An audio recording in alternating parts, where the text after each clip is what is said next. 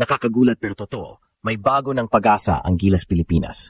Matapos ang matagal na pag-aantay, opisyal nang iniharap ng Samahang Basketball ng Pilipinas ang isang taong kontrata para kay Quentin Milora Brown. Isang 6'10", 245 na sentro na kamakailan lamang ay kinilala ng FIBA bilang lokal na manlalaro para sa Pilipinas. Eksaktong 14 na araw matapos aprubahan ng FIBA ang kanyang eligibility, agad kumilos ang SPP upang siguraduhin na magiging bahagi ng national pool ang Filipino-American big man. Ayon sa mga source, nakalatag na ang offer, isang 1-year deal na may modest 4-figure monthly pay, kapareho ng tinatanggap ng ibang Gilas players. Bagamat hindi ganoon kalaki ang halaga, malinaw na mas mahalaga sa puntong ito ang pagkakataon para makasama si QMB sa pambansang koponan. Pero gaya ng inaasahan, hindi magiging madali ang negosasyon. May 3 scene umikot sa usapan: cooperation, competition, at complication. Nasa panig ng SPP si Erica Day, Executive Director ng isang batikang abogado, habang si QMB naman ay nire-representa ni Todd Seidel, isang tenacious agent na kilala sa sports world at minsang naging protege ni Jerry West. Ang pangunahing issue, sahod. Hindi naman nagbabangayan ang dalawang kampo, ngunit gaya ng lahat ng high-profile negotiations, may kanya-kanyang pananaw tungkol sa halaga at value ng isang atleta. Para sa SPP, pantay-pantay na trato sa kompensasyon ang pinakamahalagang proteksyon laban sa inggitan na pwedeng magdulot ng fracture sa team chemistry. Ngunit para sa kampo ni QMB, ang mas mataas na offer ay hindi lamang tungkol sa pera, kundi sa pagpapakita ng respeto sa potensyal at kontribusyon ng kanilang manlalaro. Sa kabila nito, nananatiling malinaw ang dalawang panig. Mutually beneficial ang deal na ito. Para sa Gilas, isa itong golden opportunity na makakuha ng isang young, athletic, at matibay na sentro na inilarawan pa ni Coach Tim Cone na parang number 1 pick sa draft. Crucial ang teaming dahil kasalukuyang nagpapagaling pa si Kai Soto mula sa torn ACL, habang sina Japeth Aguilar at Junmar Fajardo ay nasa twilight ng kanilang mga karera. Para naman kay Milora Brown, bukas ang pintuan sa isang mas malaking hinaharap.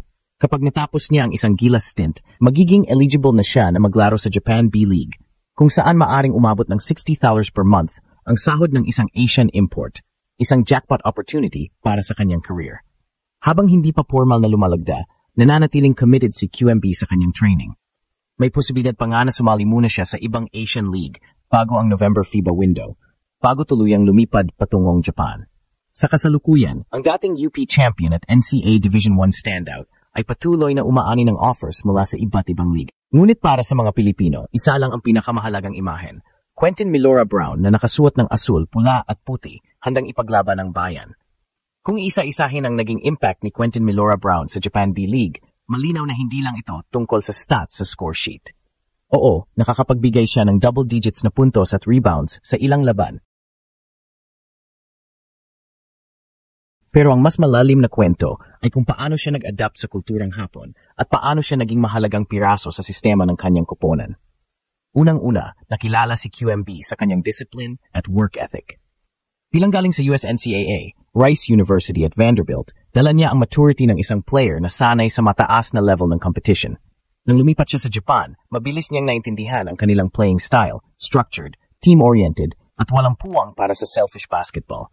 Dahil dito, mabilis siyang naging paborito ng kanyang coaches at respected ng kanyang teammates. Pangalawa, malaki ang naitulong ng kanyang Filipino roots at adaptability. Ang Japan B League ay kilala bilang isang melting pot ng imports, mula sa NBA veterans, Europeans, hanggang Southeast Asian standouts. Pero kakaiba si Quentin dahil dala niya ang mix ng American training at Filipino grit. Kaya kahit na hindi siya flashy scorer gaya ng ibang imports, ang kanyang reliability sa defense, hustle plays, at pagiging matatag sa paint ay sobrang pinapahalagahan. Hindi rin matatawaran ang connection niya sa Japanese fans. Alam nating lahat na napaka-loyal ng basketball supporters sa Japan. Sa tuwing may makikitang player na nagpapakita ng effort at respeto sa kultura nila, agad nilang minamahal. Si Quentin, bukod sa pagiging consistent sa laro, ay kilala ring approachable at laging nakikipag-interact sa fans, mula sa autograph signing hanggang sa simpleng pagbow pagkatapos ng laro. Dahil dito, unti-unti siyang nagkaroon ng sariling fanbase na laging naka-banner at naka-cheer sa kanya sa bawat laban. Dagdag pa rito, naging inspirasyon din si QMB sa mga kabataang Pinoy na nangangarap makapasok sa B-League. Kung dati, Kai Soto at 30 Ravenna lang ang laging nababanggit, ngayon may dagdag na pangalan na tinitingnan ng susunod na henerasyon. Pinatunayan ni Quentin na hindi mo kailangan maging superstar scorer makahanap ng lugar sa isang competitive league tulad ng Japan. Ang importante ay puso, disiplina at handang makibagay sa sistema ng team. Kaya masasabi natin, habang lumalalim ang kanyang journey sa Japan, hindi lang siya basta import. Isa siyang bridge player, nagpapakita kung paano pwedeng pagsamahin ang Filipino talent, American training, at Japanese discipline para makagawa ng impact sa loob at labas ng court. Beyond the numbers and highlight plays, Quentin Malora Brown's journey in the Japan B-League has become a story of cultural connection, adaptation, and mutual respect. Filipino basketball has long been known for its passion, but QMB's unique path, blending NCAA experience, academic excellence, and professional discipline, allowed him to carry more than just his athletic ability into Japan. He carried the image of a new breed of Filipino baller, educated, versatile, and global in mindset. His teammates in Japan often highlight his unselfish play style. Unlike some imports who primarily focus on scoring, QMB has stood out as a glue guy, setting screens, boxing out, providing defensive rotations, and doing the so-called dirty work that doesn't always appear in stat sheets.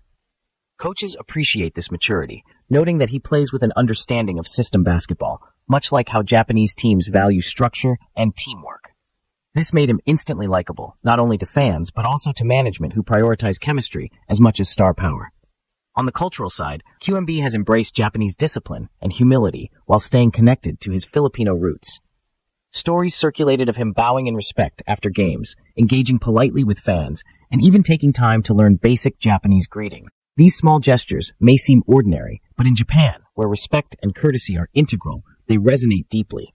Filipino fans following him online celebrated these actions as proof that Pinoy players can thrive abroad, not only for their talent, but also for their adaptability and respectfulness. The fan base, particularly younger Japanese students and basketball enthusiasts, see QMB as a relatable figure. Unlike towering NBA stars, his game is approachable, based on fundamentals and grit, rather than just highlight dunks. This makes him a role model, not just for Filipinos, but also for Japanese youth who aspire to play within a system. Moreover, QMB's presence has quietly built bridges between two basketball-loving cultures. While Kai Sato garners headlines for his size and NBA dreams, Quentin represents the steady, reliable worker whose value is often overlooked. For Gilas Pilipinas, this kind of international exposure is gold, because it proves that Filipinos can adapt to different basketball environments and succeed in various roles. Looking forward, his B-League experience is more than just a career move. It's part of a broader Filipino basketball evolution. As more Pinoys play abroad, the diversity of their experiences, from superstars to role players, strengthens the narrative that the Philippines is no longer just an importer of basketball culture, but an exporter of basketball talent. Quentin Malora Brown, with his humility, intelligence, and adaptability, stands as one of the clearest examples of that new wave.